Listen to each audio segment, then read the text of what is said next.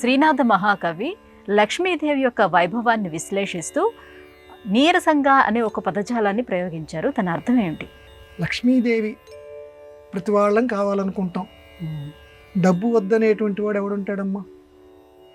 ప్రతివాడు కూడా డబ్బు డబ్బు, సంపద సంపద సంపద కావాలనుకుంటాడు. దీన్ని వర్ణిస్తూ శ్రీనాథుడు కాశీఖండం అనే గొప్ప గ్రంథం, ఆ గ్రంథంలో ఒక మంచి మాట అంటాడు. కమల నయన నీవు కలచోటు సరసంబు, నీవు లేని చోటు నిరసంబు. ఎటువంటి పదాలు వాడాడు చూడండి ఆయన.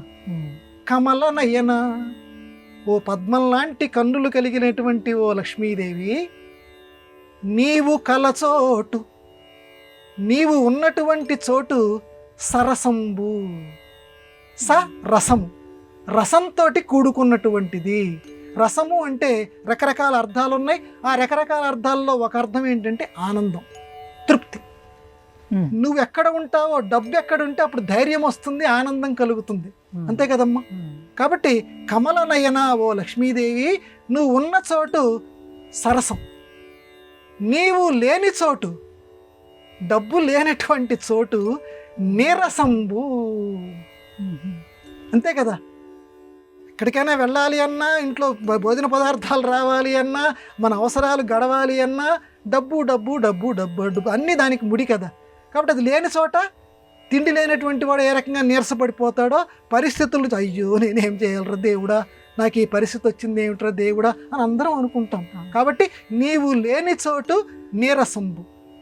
కంబు కంఠి నీవు కలవాడు కలవాడు. ఎంత గొప్ప పదం వాడాడు చూడనమ్మా. కంబు కంఠి, శంఖం లాంటి కంఠం కలిగినటువంటి ఓ లక్ష్మీదేవి, నీవు కలవాడు. నువ్వు ఎవరి దగ్గర అయితే ఉంటావో, నిన్ను ఎవరిది కలిగి ఉంటాడో వాడు కలవాడు. వాడు కలవారు లేనివారు అని చెప్పి మనం తెలుగులో ఇప్పుడు వాడుతున్నాం కదా, అందుకే తెలుగు భాషకి నమస్కారం. కంబు కంఠి నీవు కలవాడు కలవాడు. నువ్వు కలిగినటువంటి వాడు కలిగినవాడు, లేనివాడు నీవు లేనివాడు.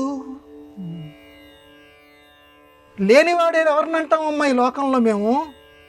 నువ్వు లేకపోతే, అమ్మా లక్ష్మీదేవి నువ్వు గనక వాడింట్లో గనక లేకపోతే వాడు లేనివాడి కింద మేము భావిస్తాం, నువ్వు ఉన్నటువంటి వాడిని కలవాడి కింద మేము భావిస్తామని చెప్పి లక్ష్మీదేవి గురించి అద్భుతమైనటువంటి ప్రార్థనని కాశీఖండ మహాకావ్యంలో శ్రీనాథుడు చేస్తాడు. అంటే ఈ పద్యం ద్వారా ఆ మహానుభావుడు మనందరికీ ఇస్తున్నటువంటి సందేశం ఏంటంటే, శ్రీనాథ మహాకవి అమ్మవారిని ప్రార్థన చేయండి, ప్రార్థన చేస్తున్నంతసేపు నీ ఇంట్లో ఆవిడ ఉంటుంది. ఎప్పుడు ఉంటుంది? నిర్మలమైనటువంటి హృదయంతో నువ్వు ప్రార్థన చేస్తే నీ ఇంట్లో ఉంటుంది. నిర్మలమైన హృదయం ఎప్పుడు ఏర్పడిపోతుంది?